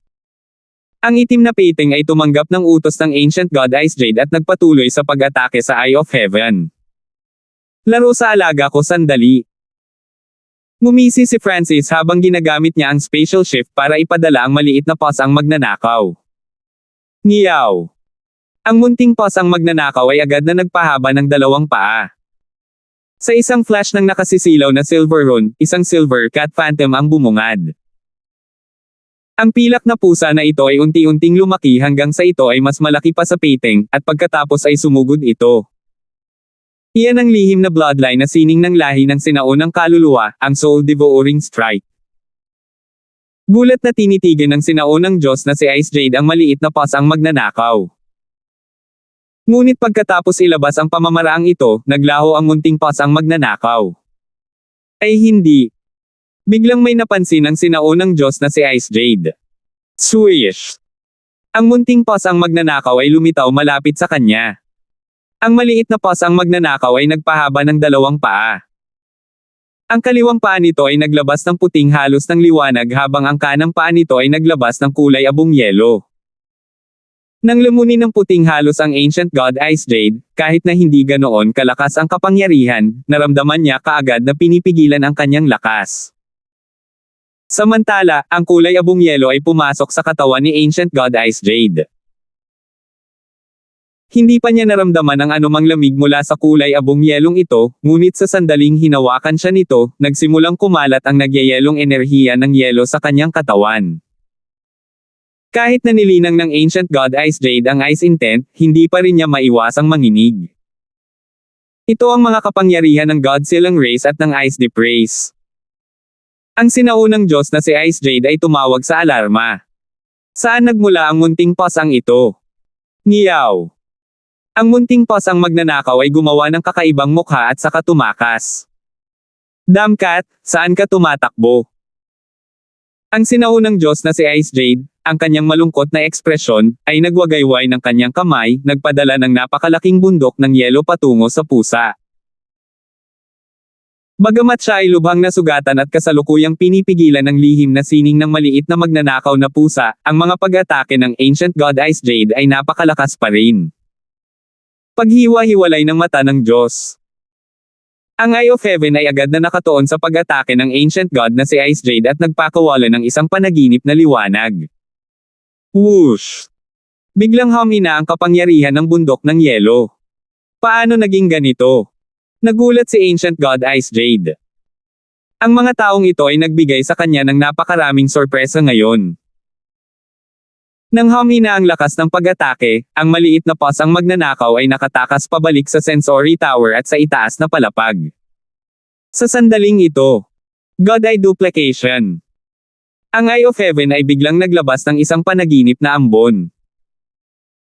Isang napakalamig na bundok ng yelo ang lumipad mula sa ambon, sumipol patungo sa Ancient God Ice Jade. Ang cultivation ni Francis ay sumulong, at ang pag-atake ng Ancient God Ice Jade kanina ay mas mababa sa soul annihilating roar ng Ancient God JLC, kaya ang pagdoble nito ay medyo mas madali. Ito ang hakbang na iyon na binanggit ng sinaunang Diyos JLC. Nanlaki ang mata ni Ancient God Ice Jade sa gulat. Sa sandaling ito, ginamit ng Black Destruction Serpent Dragon ang Origin Destruction Energy nito at nagpakawala ng Black Red Dragon Phantom, na sumisingil sa Ancient God Ice Jade. Kaboom!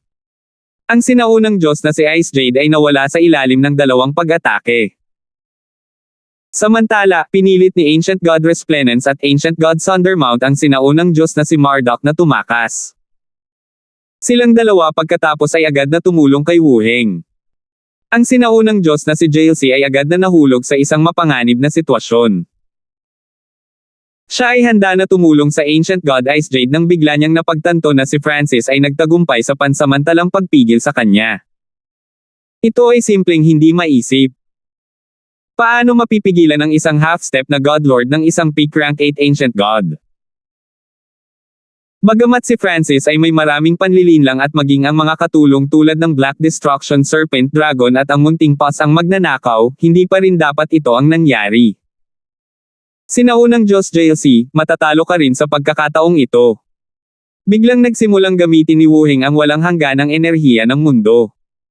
Kasama ang iba pang miyembro ng Giant God Race, napuno niya ang kalangitan ng mga palad at kamao ng enerhiya na nagbabantang lumunin ang Ancient God JLC. Paano naging ganito? Ang sinaunang Diyos na si JLC ay medyo mapatla. Ang dalawang half-step Godlords ay talagang hindi katugma para sa koponan ni Wu Heng at Francis. Siyempre, ang pangunahing dahilan ay nagawa ni Francis na sugpuin ang Ancient God Ice Jade, na isang bagay na hindi inaasahan ng sinuman. Sa itaas na palapag ng Sensory Tower, muling na-control ng maliit na pass ang magnanakaw. Ang maliit na pass ang magnanakaw ay umabot na sa pinakamataas na antas ng awtoridad sa Sensory Tower at maaari na ngayong itulak ang saklaw sa 10 milyong li. Biglang lumitaw ang tatlong puting spot ng liwanag sa gilid ng hanay ng Sensory Tower. Bees! Sa isang kislap ng puting liwanag, sinimulang palakihin ng Nonagon ang rehiyon sa paligid ng tatlong tuldok ng liwanag na iyon. Dalawang miyembro ng Ancient Soul Hall at isang gwapo at eleganteng kabataan ang mabilis na tumungo sa Sensory Tower. 1381. Ang dalawang half-step Godlords ay may sobrang hindi magandang tingnan sa oras na ito. Hindi nila akalain na ang lahat ng miyembro ng Giant God Race ay makakaranas ng ganoong kalaking hakbang sa cultivation. Mayroon ding iba pang mga dahilan, tulad ng Sensory Tower at Ancient God Ice Jade na nasugatan. Sa sandaling ito, kahit na nagtutulungan ang dalawang half-step Godlords, pinipigilan pa rin sila ng Giant God Race team. Kung magpapatuloy ito, ang Ancient Soul Hall ang matatalo. Gayunpaman, biglang nakatanggap ng mensahe ang dalawang half-step na Godlords. Darating na kami. Ang nagpadala ay walang iba kundi si Yovan. Bagamat si Yovan ay isa lamang rank 9 Ancient God, nakagawa siya ng misteryoso at hindi maarak na impresyon sa isipan ng mga miyembro ng Ancient Soul Hall. Ang paglilinang, talento, at mga pamamaraan na natamo ni Yovan sa kanyang murang edad ay naging halos katiyakan na siya ay magiging isang Diyos na Panginoon sa hinaharap. Dahil dito, lahat ng miyembro ng Ancient Soul Hall ay nag-ingat kay Yovan. Ang Ancient God Ice Jade at Ancient God JLC ay hindi nagpakita ng pagbabago sa ekspresyon nang marinig ang balitang ito. Ang koponan ni Yovan ay masasabing pinakamalakas sa tatlong koponan. Sa sandaling dumating si Yovan at ang Ancient God Destruction Flow, kahit si Wu Heng na humiram ng kapangyarihan ng Godlord ay hindi makakagawa ng anuman laban sa kapangyarihan ng tatlong half-step na Godlords. Ngunit ang hindi alam ng dalawa ay alam na ni Francis at ng mga miyembro ng Giant God Race ang sitwasyon. Alam pa nila kung gaano kalayo ang pangkat ni Yovan. Tumakas ka agad, kung hindi, mahuhuli tayong lahat, mensahe ni Francis. Gayunpaman, ang matagumpay na pagtakas ay hindi gaanong simple. Nagsimulang talakayin ni Francis at Wu Heng ang kanilang mga plano. Okay. Itutulak ko sila pabalik saglit. Mariing idineklara ni Wu Heng. Boom! Sinimulan niyang gamitin ang buong kapangyarihan ng kanyang bloodline energy, at ang kanyang napakalaking katawan ay nagsimulang maglabas ng isang nakasisilaw na puting liwanag, na nagmumukhang pinakamataas at banal. Ang napakalawak na makamundong enerhiya ay nagsimulang magtipon sa paligid niya, na sinamahan ng isang nangingibabaw na aura. Hindi maganda. Ganap na ina-activate ni Wu Heng ang kanyang bloodline. Dapat handa siyang gumamit ng ilang ipinagbabawal na sikretong sining. Agad na naging maingat ang sinaunang Diyos na si JLC.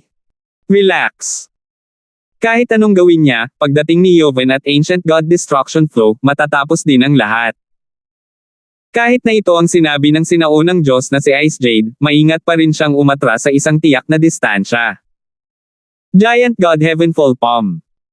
Malakas na tumawag si Wu Heng habang iniipon niya ang lahat ng enerhiya sa kanyang ulo.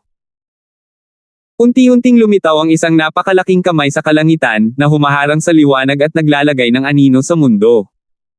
Napakalakas. Ang sinaunang Diyos na si JLC ay agad na nakaramdam ng napakalaking bigat. Kung matamaan siya ng palad na ito, muli siyang masusugatan ng husto, at masisira rin ang kanyang pundasyon. Brerum. Ang napakalaking malakristal na puting palad ay bumulusok pababa mula sa taas sa kalangitan. Ang mga galit na bagyo ay sumabog habang ang isang kakilakilabot na presyon ay lumitaw sa ilalim ng palad. Sa sandaling nagsimulang bumaba ang palad na ito, nagsimulang umatras ang grupo ng Giant God Race at ang Black Destruction Serpent Dragon. Retreat sa ngayon. Mapahamak pa rin sila. Nag-message agad si Ancient God Ice Jade. Umatras silang dalawa ng medyo malayo. Sa sandaling ito, bumagsak ang napakalaking puting kristal na palad. Brerum.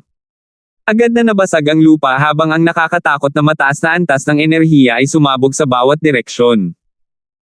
Samantala, sa tuktok na palapag ng Sensory Tower, lumitaw ang isang parisukat na butas. Swoosh! Swoosh! Si Francis at ang maliit na paws ang magnanakaw ay agad na pinaputukan ng buong koponan ay nagsimulang tumakas sa lugar. Hindi maganda. Tumatakbo sila. Ang sinaunang Diyos na si Ice Jade ay tumawag sa alarma. Paano naging ganito? Napatulala ang sinaunang Diyos na si JLC. Logically speaking, dahil may advantage ang Giant God Race, hindi dapat sila biglang nagdesisyong umatras after them. Ang sinaunang Diyos na si Ice Jade ay tumawag. Ang dalawa sa kanila ay half-step God Lords, kaya pagdating sa bilis, mas mabilis sila kaysa sa mga miyembro ng Giant God Race. Sa sandaling ito, dumating sa eksena ang Ancient God Destruction Flow at Yoven. Tumakbo talaga sila. Ang Ancient God Destruction Flow ay may malamig na mukha habang naghahanda siyang ituloy. Biglang naging seryoso ang mukha ni Yoven, at umungal, huwag mong ituloy. Umatras ka. Si Yoven ay tila nabalisa. Ito ang unang pagkakataon na nakita ng mga miyembro ng Ancient Soul Hall si Yoven na nagpakita ng ganoong emosyon. Ito. Hindi alam ng sinaunang Diyos na si JLC kung ano ang gagawin. Bagamat nakatakas ang koponan ni Wu Heng, tiyak na makakahabol siya. Ito ay isang magandang pagkakataon para bumawi sa kanyang mga pagkakamali, ngunit ngayon, sinasabi ni Yoven sa kanila na huwag ituloy. Bagamat hindi nila alam kung bakit, bigla silang nakaramdam ng matinding panganib. Kasabay nito, ayaw din nilang suwayan ang utos ni Yoven. Thuish. Thuish. Agad na nagsimulang lumipad ang sinaunang Diyos na si Ice Jade at sinaunang Diyos na JLC patungo sa kinaroroonan ni Yoven. Habang sila ay umatras, ang Sensory Tower ay biglang nagsimulang tumunog na may napakalakas na alon ng enerhiya. Ay hindi. Ngumisi ang dalawa, tumitindi ang pakiramdam ng panganib, at nagsimula silang lumipad ng mas mabilis. Dumagundong. Ang Sensory Tower ay sumabog, naglaho sa walang hangganang mapanirang at banal na liwanag. Ang ipinagbabawal na enerhiya na ito ay may kakayahang gawing abo ang isang rank 9 Ancient God. Ang lugar kung saan dating nakatayo ang Sensory Tower ay isa na ngayong napakalaking bunganga. Og. Ang sinaunang Diyos na si Ice Jade ay nagsimula sa kanyang pagtakas makalipas ang ilang sandali, kaya siya ay tinamaan ng ilan sa mga aftershocks at nagsuka ng dugo sa himpapawid. So, kaya pala. Ang puso ni Ancient God JLC ay tumibok sa takot. Kung hindi dahil sa agarang babala ni Jovan, ang dalawa sa kanila ay lubusang napatay. Sa sandaling ito, bumalik ang sinaunang Diyos na si Marduk na may kahihiyan sa kanyang mukha. Ilang sandali ang nakalipas, napilitan siyang tumakas sa pamamagitan ng pag-atake ng dalawang miyembro ng Giant God Race. Tulad ng inaasahan ng Heaven's Legacy Cat. Mahinang sabi ni Jovan. Ang mas mahahalagang gusali ng Heaven's Legacy Race ay magkakaroon ng mga pagkakasunod-sunod ng pagsira sa sarili. Ito ay upang maiwasan ang lihim na impormasyon at katalinuhan na mahulog sa mga kamay ng kaaway. Pinamunuan ni Jovan ang kanyang pangkat ng 3 hanggang sa Ancient God Ice Jade at Ancient God JLC at pagkatapos ay sumigaw, tayo na. Ngunit, ang kanilang landas. Nag-aalangan ang sinaunang Diyos na si JLC. Ang pagharang ni Wuheng at ang pagsira sa sarili ng Sensory Tower ay nagbigay daan kay Francis at sa iba pa na makatakas sa hanay ng ball ang kristal. Dahil nakita ko na sila, halos matansya ko ang kanilang landas, walang pakialam na sabi ni Jovan. Ang mga salitang ito ay naging dahilan upang ang lahat ay makapagpahinga. At ngayon, lahat ng 3 koponan ay nagtipon. 3 half-step Godlords, 2 rank 9 Ancient Gods sa Ancient God na sina Marduk at Jovan, at isang peak rank 8. Kung muli nilang matagpuan ang koponan ni Wuheng, makakatakas pa ba sila? Kahit na ang sinaunang Diyos na si JLC, na 2 beses nang nabigo, ay sasabihin pa rin na imposible ito. Ancient God JLC, natalo ka na naman. Ang daloy ng pagkawasak ng sinaunang Diyos ay hindi napigil ang magbiro. Sa sitwasyong ito, ang sinaunang Diyos na si JLC ay mapapawi lamang ito. Swoosh! Nagsimulang kumilos ang mga miyembro ng Ancient Soul Hall ayon sa utos ni Jovan. Sabihin sa akin kung ano ang nangyari sa labanan, walang pakialam na sabi ni Jovan. Nawasak ang kanyang projection doon, kaya wala siyang ideya kung paano napunta ang labanan. Ganito. Nagsimulang magpaliwanag ang sinaunang Diyos na si JLC. Pagkatapos umalis sa Sensory Tower, nagsimulang mabilis na tumakas ang partido ni Francis. Kuya Kat, ang galing mo talaga. Taong pusong tumawa ang sinaunang Diyos na si Thundermount. Nagtataka lang ako kung ang mga miyembro ng Ancient Soul Hall ay napatay sa pagsabog. Humalaklak si Ancient God Resplendence. Maging sila ay nahirapang matukoy kung ito ang kaso. Kahit napatayin natin ang 1 o 2 sa kanila, hindi pa rin nila tayo papakawalan. Ang apurahang gawain ay ang makalayo sa lugar na ito sa lalong madaling panahon, mungkahi ni Francis. Ang mga miyembro ng Ancient Soul Hall ay may tool na maaaring makaramdam ng kanilang lokasyon, kaya mahirap makatakas. Pagkatapos ng 3 araw na sunod-sunod na paglipad, sa wakas ay nagsimula silang bumagal. Sa isang tiyak na araw, nagpasya ang grupo na magtungo sa ilalim ng lupa upang magpahinga. Nang gumaling sila mula sa kanilang mga sugat at pagod, nagkwentuhan sila. Ano ang susunod nating gagawin? Tanong ng sinaunang Diyos na si Thundermount. Hanapin natin ang sinaunang Diyos na si Casper at tingnan kung nasaan siya ngayon. Kung maaari, isasama natin siya. Marahil ay makakahanap tayo ng paraan upang maalis sa kanyang isipan ang thought body na iyon, sabi ni Wuheng pagkatapos ng ilang pag-iisip. Ang sinaunang Diyos na si Casper ay miyembro pa rin ng Giant God Race, at ang kanyang lakas ay hindi dapat maliitin. Kung maibabalik nila siya, maaaring maibalik ng isang Godlord expert ang isip ng sinaunang Diyos na si Casper. Ang ideyang ito ay agad na nakakuha ng pag-aproba ng iba. Naglabas si Wuheng ng isang token ng mensahe, nagpadala ng mensahe, at pagkatapos ay naramdaman ang direksyon na pinuntahan ng mensahe. Sa ganitong paraan, binago ng grupo ang kanilang landas at nagpatuloy sa kanilang paglalakbay. Pagkatapos maglakbay ng ilang distansya, ang bilang ng mga gusali ng Heaven's Legacy Race ay bumababa, biglang sabi ng Ancient God Resplendent. Napansin din ito ng iba. Ang pagsugpo sa time intent ay tumaas, agad na sinabi ni Francis. Ang pagsugpo sa time intent ay tumaas ng napaka-steady at unti-unti, kaya ang isang ordinaryong tao ay mahihirapang mapansin. Si Francis ang may pinakamataas na antas ng time intent sa grupo sa level 6, kaya siya ang unang nakaalam. Totoo yan. Bahagyang naalarma ang sinaunang Diyos na si Sundermount. Ang pagsugpo sa time intent ay talagang mas malakas dito kaysa sa paligid ng Sensory Tower. Pagkatapos maglakbay ng mas malayo, ang grupo ay bihirang makakita pa ng mga gusali ng Heaven's Legacy Race. Ang pinaka nakita nila ay ilang mga guho. Bigla silang nakakita ng malabo na puting liwanag na nagmumula sa isa sa mga guho sa unahan, na pumuputok ng kakaibang alon. Ganun ba? Hindi nila maiwasang lumapit. Habang papalapit sila, mas malakas ang pagsupil sa time intent. Nang malapit na sila sa malabo na puting liwanag na iyon ay sa wakas ay nakita na nila kung ano iyon. Isa itong napakalaking gray-white na slab ng bato, kung saan nakasulat ang isang salita sa isang wika na walang sinumang nakilala. Ang salitang ito ay kumikislap na may malabo na puting liwanag at pumutok ng time intent.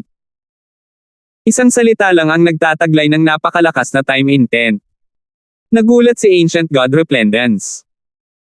Mula sa stone slab na ito at sa iba pang mga nasirang bagay sa paligid nito, maaari nilang isipin na hindi ito isang gusali ng Heaven's Legacy Race. Kinuha ni Wu Heng ang stone slab na ito sa kanyang interspatial na dimensyon, at nagpatuloy ang grupo sa kanilang paglalakbay. Matapos maglakbay ng kaunti pa, ang lupa ay biglang naging tiwangwang at tigang, na halos wala nang makitang isang talim ng damo. Ang pagsugpo sa time intent ay patuloy ding lumalakas.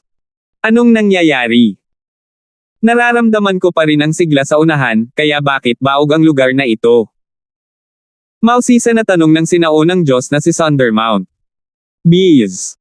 Sa sandaling ito, narinig ng lahat ang isang malambot at mabilis na tunog sa di kalayuan. Lahat ay maingat na lumingon upang tumingin. Pagkalipas ng ilang sandali, nagsimulang dumagsa ang napakalaking itim na fog, at mas naging malinaw ang pamamanhid na tunog na iyon. Hindi iyon itim na fog. Biglang nanlamig ang mukha ni Francis sa gulat. Ito ay hindi itim na fog, ngunit isang ulap ng mga itim na insekto na may parehong hitsura. Ang bawat insekto ay halos kasing laki ng kamao ng isang sanggol, at sila ay siksikan anupat, umabot sila sa daan-daang milyon. Saan man sila dumaan, aalisin nila ang lugar ng Heaven Earth Yuan Chi at sigla. Ano? Mga insekto. Naalarma ang mga miyembro ng Giant God Race. Habang papalapit ang itim na fog, sa wakas ay nakakuha ng malinaw na tanawin ang lahat. Napakarami. Nagulat si Francis muli. Ito ay isang hindi mabilang na bilang ng mga insekto, isang dagat ng mga insekto. Halos lahat ng mga insekto ay umabot na sa antas ng tunay na Diyos. Ang mga tunay na Diyos ay mahalagang mga langgam sa mata ng mga sinaunang Diyos, ngunit kapag may sapat na mga langgam, kahit isang elepante ay maaaring matamba. Maaaring ito ang lahi na nirerango na ika-10 sa 10,000 sinaunang lahi. Ang mukha ng sinaunang Diyos na si Sundermount ay naging malumanay.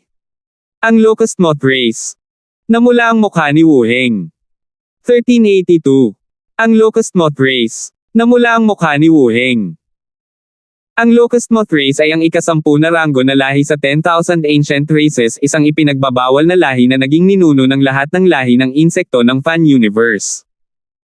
Kilala ito bilang ancestor of all insects. Sa mga tuntunin ng lakas sa pakikipaglaban, ang Locust Moth Race ay hindi maihahambing sa ika-9 na ranggo na Destruction Dragon Race, ngunit sa mga tuntunin ng matinding takot, tiyak na nalampasan nito ang Destruction Dragon Race. Sa isang dagat ng mga insekto, mayroon lamang isang tunay na miyembro ng Locust Moth Race. Ang inang balang. Bilang ninuno ng lahat ng insekto, ang lahi na ito ay nagsilang ng hindi mabilang na iba pang mga insekto.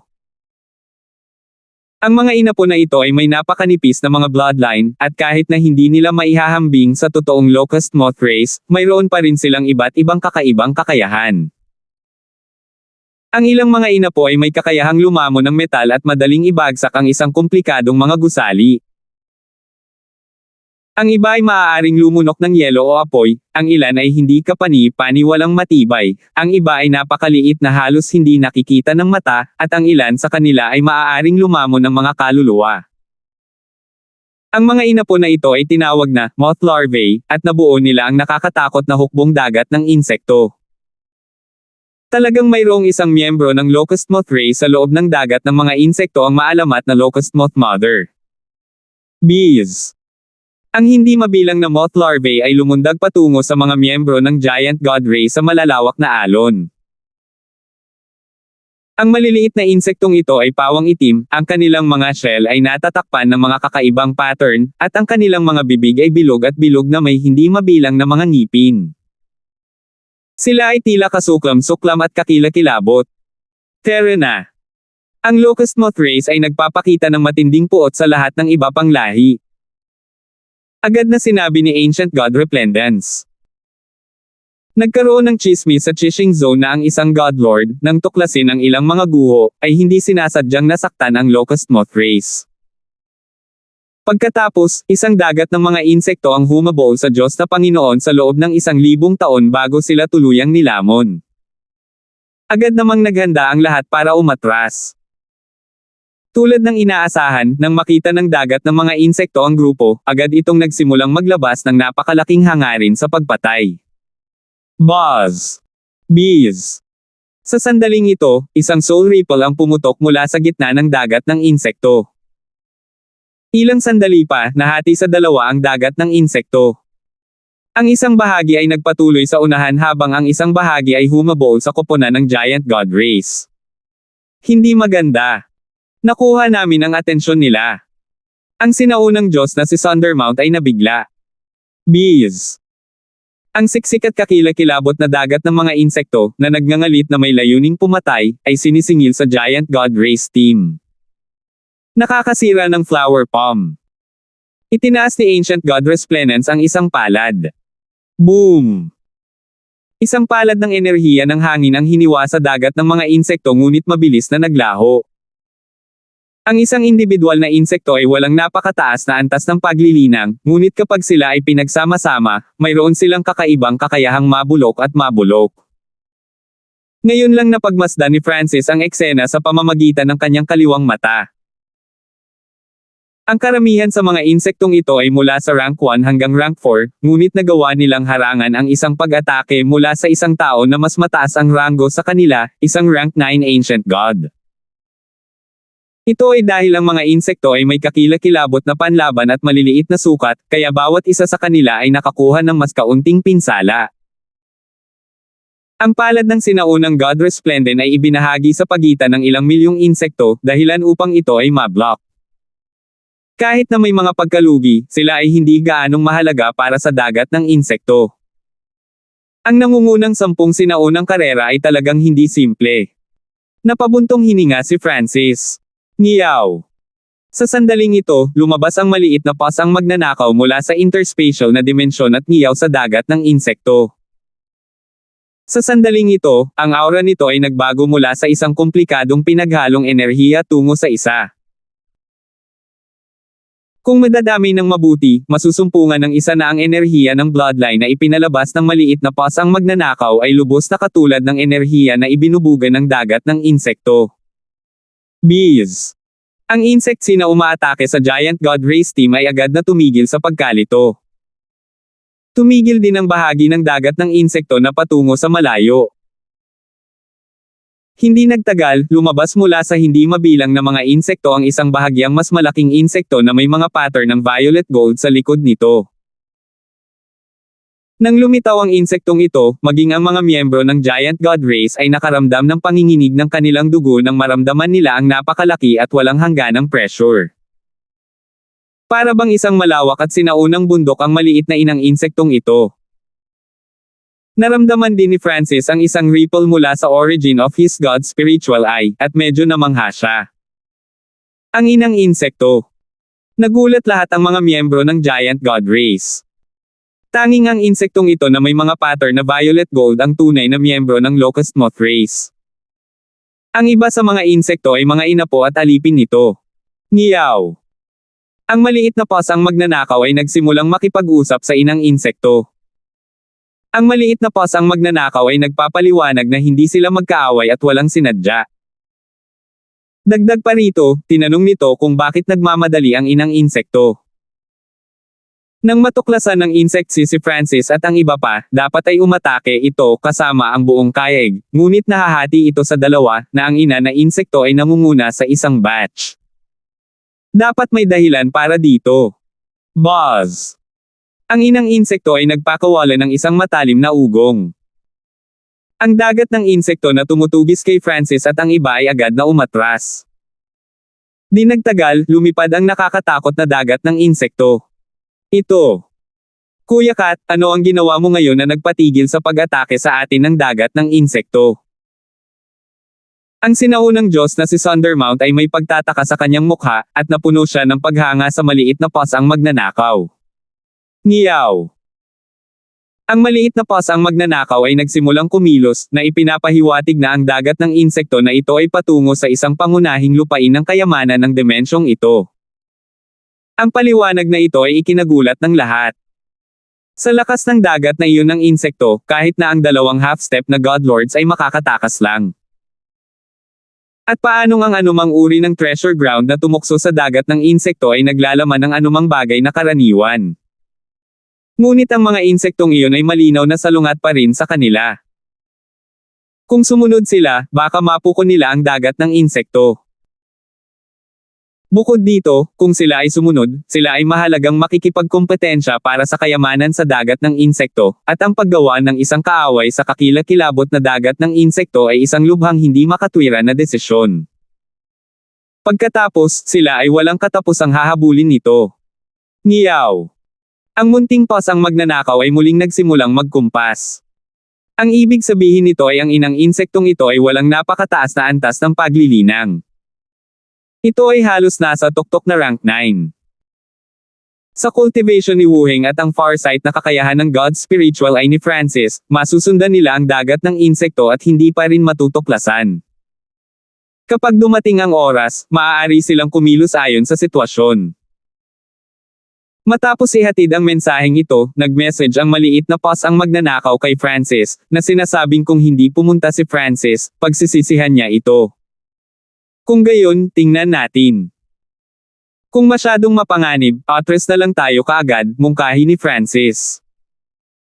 Pagkatapos ng ilang talakayan pa, sumang-ayon ang mga miyembro ng Giant God Race. Gusto nilang makita mismo kung anong uri ng treasure ground ang maaaring makaakit ng ganoong mataas na pagtingin mula sa malawak na hukbong ito ng moth larvae. Swoosh! Nagsimulang sundan ng grupo ang landas ng dagat ng insekto. Ilang sandali pa, nakita na naman nila ang dagat ng insekto. Lahat sila ay may itinakdang distansya sa pagitan nila at ng dagat ng insekto, kaya nanatili silang hindi natuklasan. Ang pagsugpo sa time intent ay biglang naging napakalakas. Biglang sinabi ng sinaunang Diyos na si Thundermount. Napansin din ito ng iba at tumango. Ang biglaang pagbabagong ito sa kapaligiran ay nagpatunay na mayroong isang lihim sa hinaharap. Hindi nagtagal. Tumigil na sila, sabi ni Francis. Sa kasalukuyan, halos nakikita ni Francis ang dagat ng insekto, ngunit hindi ang nasa harapan nito. Maglipat tayo ng posisyon. Sa ganitong paraan, maaari tayong maging malapit sa treasure ground habang hindi pa rin natutuklasan ng dagat ng insekto, mungkahi ni Francis sa grupo. Ang grupo ay nagsimulang lumipad sa kaliwa habang dahan-daang gumagapang pasulong. Hindi nagtagal ay bumungad sa kanila ang isang napakalaking wasak na gusali. Ito ay isang sinaunang kulay abungkuta, na sakop ng mga mahiwagang pattern. Ang Time-worn Fortress ay naglabas ng enerhiya ng time intent mula sa bawat surface. Hindi yun isang gusali ng Heaven's Legacy Race. Natigilan ang lahat. Halos lahat ng mga gusaling nakita nila dati ay kabilang sa Heaven's Legacy Race. Ito ang kauna-unahang buo na gusaling nakita nila sa ganitong estilo, kaya kakaiba itong nakita. Gayunpaman, ngayong naisip nila ito, nakatagpo sila ng maraming mga guho ng mga gusali sa kanilang paglalakbay na hindi sa estilo ng Heaven's Legacy Race, at medyo katulad sila ng kulay abungkuta na ito. Ang sinaunang kuta na ito ay maaaring hindi isang gusali ng Heaven's Legacy race, ngunit ito ay lubhang kakaiba. Tila ito ay isang gusali ng isa pang makapangyarihang lahi. Matigas na sabi ni Wu Heng. Sa sinaunang panahon, maraming abnormal na makapangyarihang lahi ang nakabuo ng sarili nilang mga kultura at estilo ng gusali. Sa paggawa ng ilang hakbang pasulong, napagtanto ng grupo na mayroong hindi mabilang na mga mapagkukunan sa paligid ng kulay abong kuta na ito, at karamihan sa mga ito ay pangunahing mga mapagkukunan ng time intent. Ang mga mapagkukunang lumalago sa kulay abong kuta ay medyo mahalaga at napakatanda.